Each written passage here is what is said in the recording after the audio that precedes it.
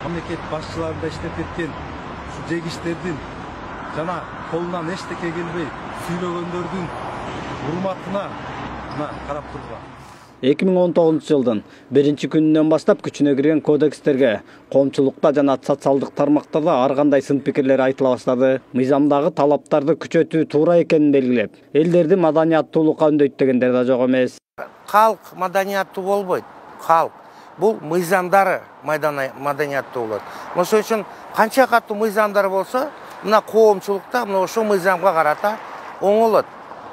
Жана ошо көпчүлүктө мыйзамдар катуу жана татаал болуш керек. Мына ошондо гана биз бири-бирибиз менен комфорттуу жашаганга шарт түзүлөт. Жаңы жылдык эс алуудан соң премьер-министр тиешелүү өкмөт мүчөлөрүн жана Бишкек шаарынын башчысын кабыл алып, коомчулукта талкуу болуп жаткан айрым мыйзамдарга токтолуп, ошолордун ичинен түкүрүккө киргизилген жаңы жоопкерчилик боюнча кайра карап чыгууну сунуштады. Улуу муундагы адамдардын ошо жаштарга, балдарга тарбия берүүчү милдеттери.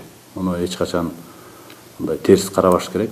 Жүрүм-турумду кандай болуш керек экенин биз да ушул өзүбүз үлгү боло тургандай көрүнүштөрдү жаратышыбыз керек. Бирок эми жанагы түкүрүккө 5500 сом дегенди менин оюм боюнча карашыбыз керек го дейм. Таштандылар, таштоо бир эме.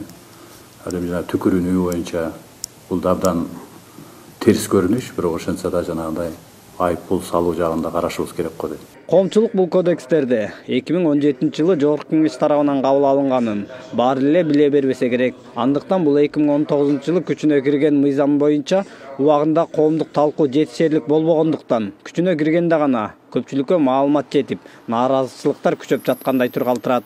2019 жылдын 1-январынан баштап жаңы кодекстер ишке кирди. Ошонун ичинен жол эрежелери боюнча дагы айыппулдар бир топ көбөйдү. Ошол туурасында айдоочуларга түшүндүрүү иштерин жүргүзүү максатында жол көзөмөлдөө кызматы менен биргеликте рейд өткөрүүнү туура таптык. Мы хотели бы просто взять как ваше мнение по новым вот этим кодексам, которые вступили в силу по повышению тарифов. Можете дать какие-то? Ситуация спорная бывает, поворот, например, bizde двухполосный, 4 ряд машин чыгып калат. И каждый хочет повернуть. Ошондо деле мен, например, правила соблюдать этип тура берсем, башкалар өтүп кете берет. Мен тура берем.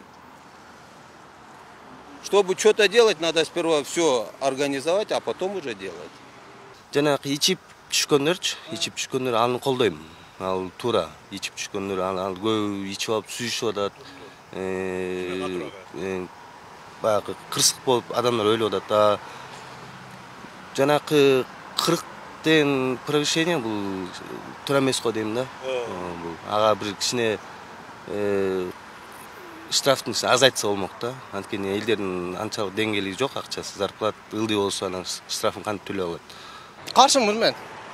Бул штрафты 100 миң кылып койсун, баары бузулат. Авария боло берет. Бул штрафтан көз каранды эмес да. Бул мамлекет эмне кылат? Мисалы бул ремен бул гаишниктен коркуш эмес да, бул өзүңдүн жеке коопсуздугуңда.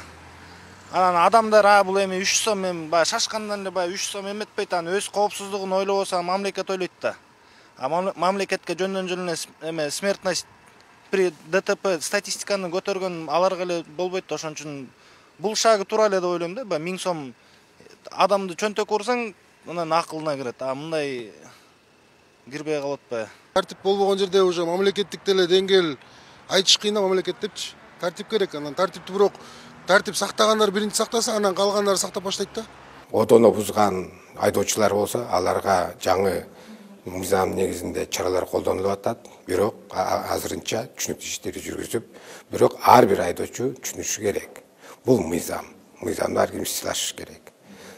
Мага көп кишилердин жазгандары, айткандары абдан туура деп эсептейм. Анткени бул налог эмес, бул штраф. Эч качан жол эрежесин бузба, эч качан штраф төлөбөйсүң.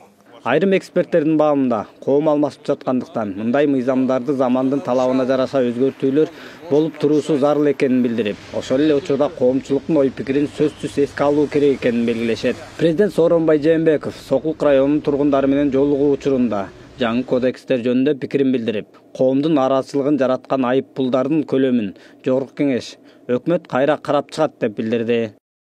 Азамат Бакиров, Тилек Абдыраев, Next TV күнү темасы үчүн.